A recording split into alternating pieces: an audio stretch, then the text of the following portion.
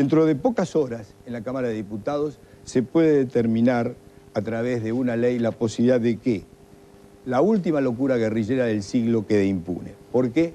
Porque los terroristas que hicieron el ataque al cuartel de La Tablada pueden salir libres si la ley que se aprueba en el Congreso dentro de pocas horas es aprobada tal cual está y si pasa el Senado, por supuesto. Lo que la gente no recuerda probablemente y no tenga claramente en su memoria es qué es lo que pasó el 23 de enero del 89, la última locura guerrillera del siglo. Nosotros vamos a tratar de refrescar esa memoria. Veamos este documento.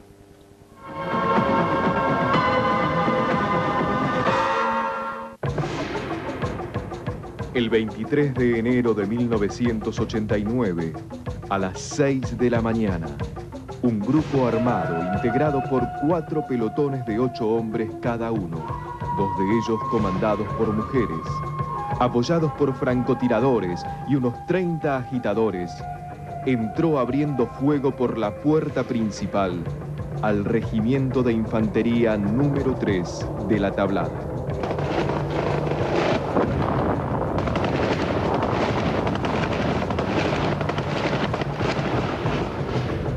Así comenzó un infierno de sangre y fuego que duraría 32 horas y que dejaría un saldo de 39 muertos, 3 desaparecidos y 60 heridos.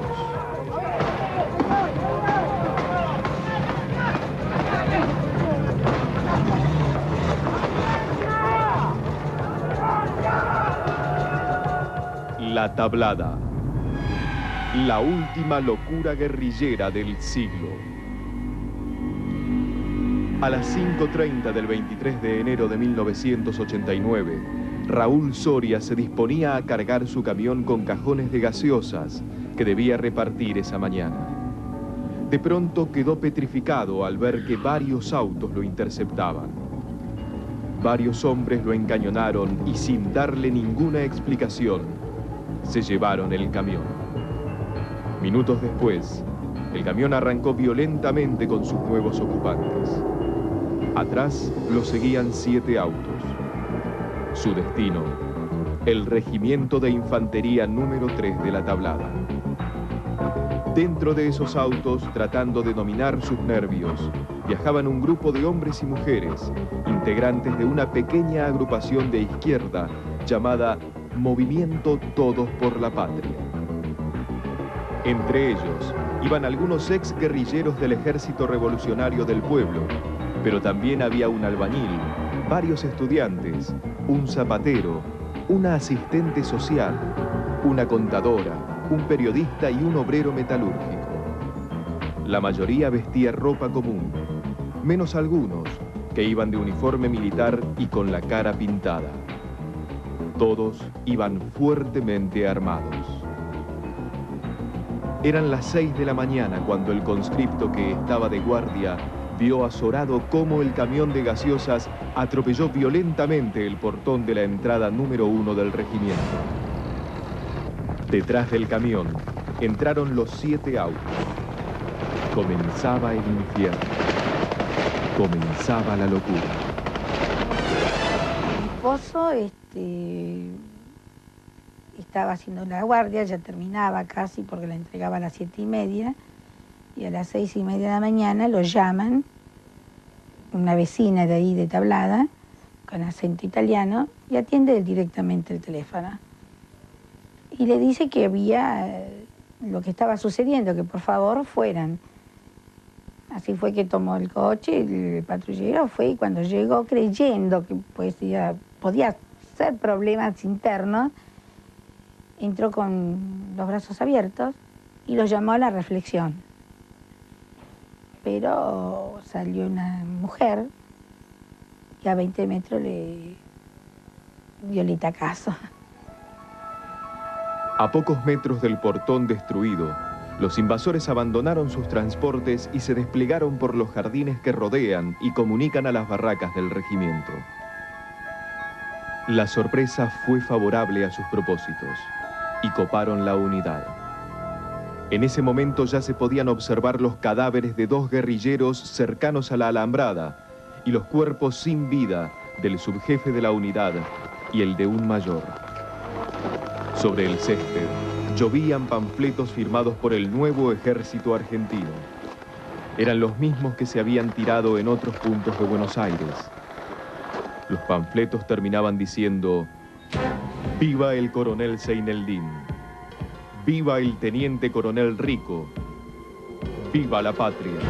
Entre la balacera que había, traté de ingresar hasta un patrullero que estaba casi en el medio del regimiento, pasando la guardia de prevención, y ahí veo tirado al comisario mayor García, herido de gravedad. Para todo esto serían las 7 de la mañana aproximadamente.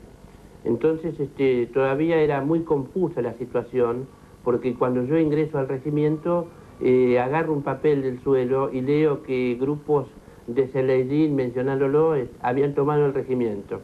Luego de combatir hasta las 4 de la tarde, me tiran un explosivo, me hacen volar. Consecuencia de ello pierdo las 2 piernas, pierdo un testículo y me quedo sordo totalmente de un oído, con pérdidas casi totales del otro. En los primeros momentos, la confusión sobre la ideología y los objetivos de los atacantes era total.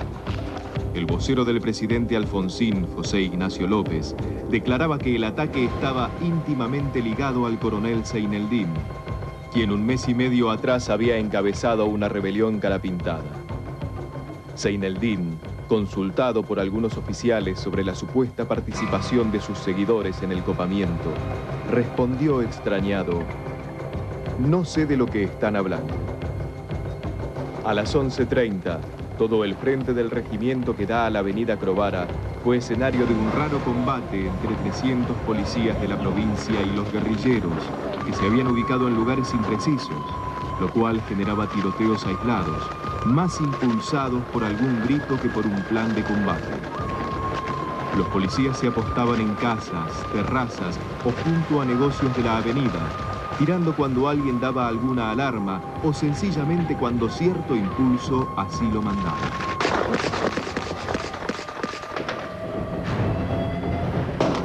Podemos presentir o podemos decir que estamos aquí entre 2 líneas de fuego.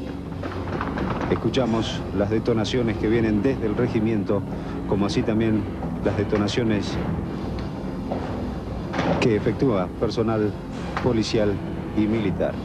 Todo se sumaba a confusión. Eran imágenes tan terroríficas, gente matándose, gente llorando, gente desesperada, padres que ya preguntaban y madres por sus hijos que eran soldados.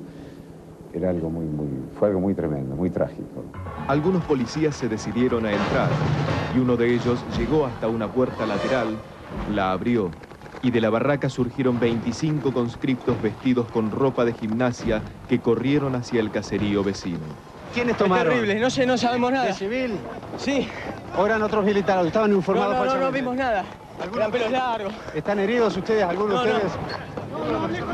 Minutos después, aparecieron en el sector tanques del ejército. Uno de los tanques ingresó al regimiento por la puerta principal. La mole de metal avanzó a toda velocidad, atravesó el portón y encontró en su camino a un auto que habían abandonado los guerrilleros. El tanque lo pasó por encima. Inmediatamente, otro de los tanques comenzó a cañonear a la guardia donde los atacantes se habían hecho fuertes nuevamente. Mientras tanto, las ambulancias comenzaron a retirar a los heridos que podían rescatar entre las balas. La guardia del hospital de La Matanza recibió a los primeros heridos. Tomasa Cerdá llegó con una herida de bala en un glúteo.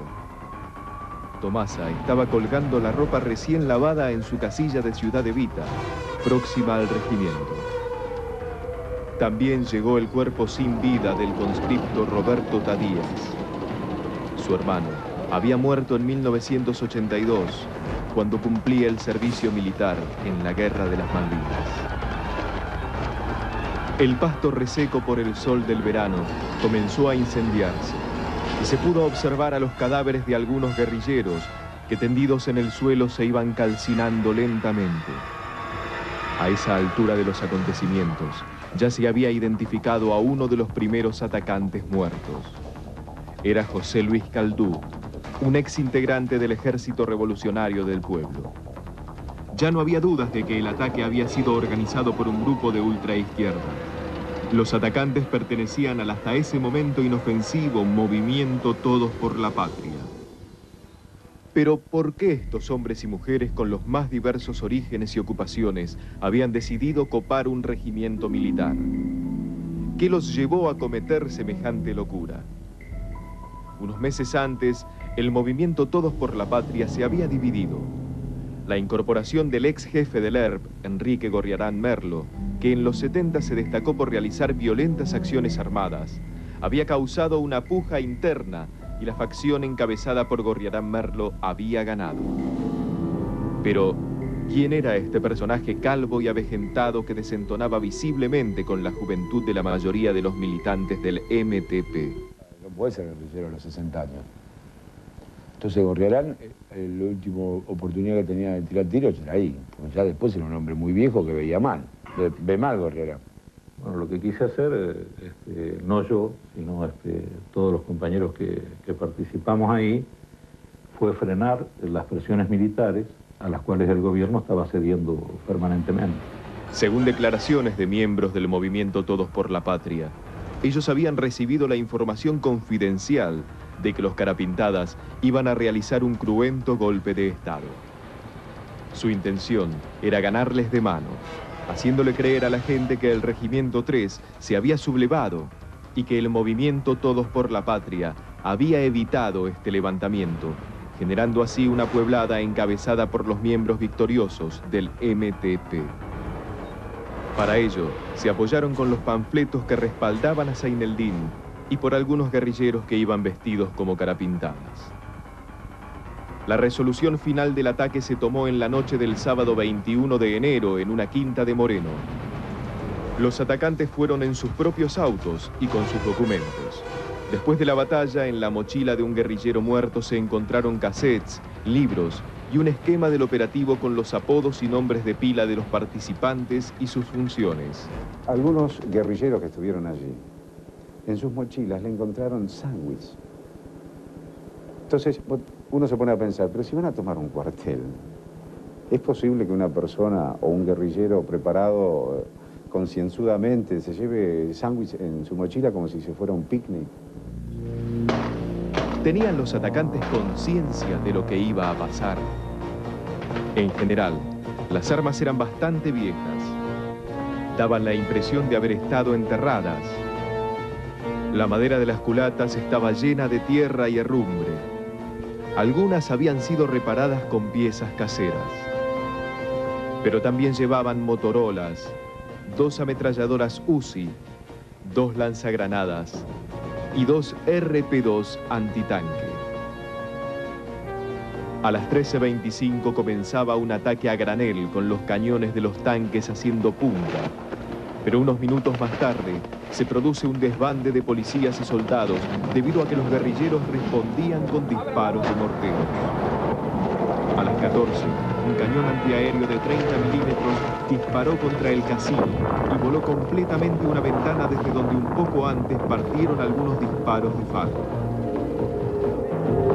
Algunas versiones dicen que en esos momentos Gorriarán Merlo, que no había entrado al regimiento, estaba en las inmediaciones comunicándose continuamente y dando indicaciones a sus compañeros en el interior.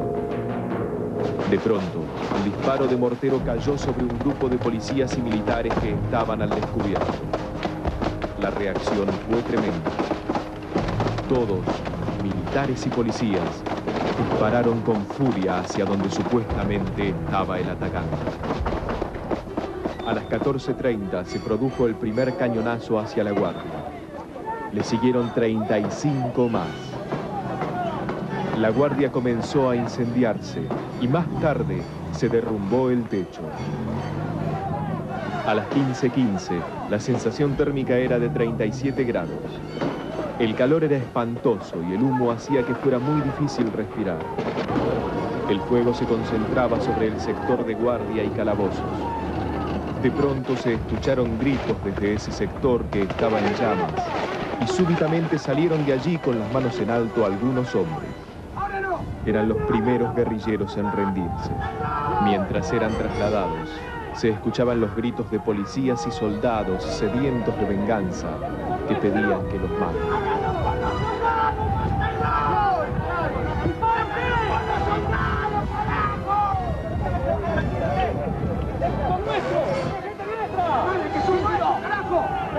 Si hay un sordo, lo vamos a matar después. ¡Ábrelo!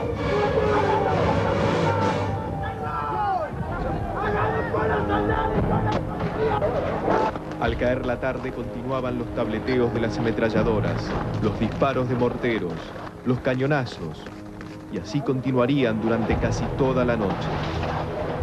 A la mañana siguiente, 40 comandos efectuaron el asalto final al regimiento. Entonces, un grupo de guerrilleros se entregó, mezclado entre los rehenes, para que no les dispararan.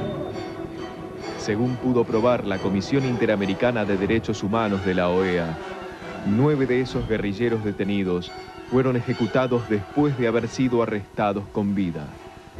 Como el caso de Pablo Ramos, que apareció muerto luego de ser retratado por fotógrafos del Diario Popular en el momento que se rendía. O Ricardo Veiga, que fue filmado por la radio y televisión española, encañonado por 2 militares caminando a través del batallón junto con otros 2 detenidos, y que luego fue contado entre las víctimas. Hubo personas que en el momento de la rendición, bueno, se rindieron, salieron con los brazos en alto y después aparecieron muertos. O sea que fueron ejecutados sumariamente ahí nomás, asesinados, para decirlo en términos más llanos. Los últimos guerrilleros que quedaban no aceptaron rendirse y continuaron resistiendo desde el casino de oficiales.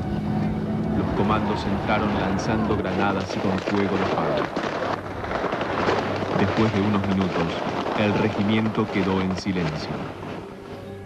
A las 11:30 de la mañana del 24 de enero, ya todo había terminado.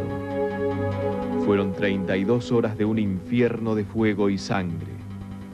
El combate había dejado el saldo de 39 muertos, 3 desaparecidos y 60 heridos.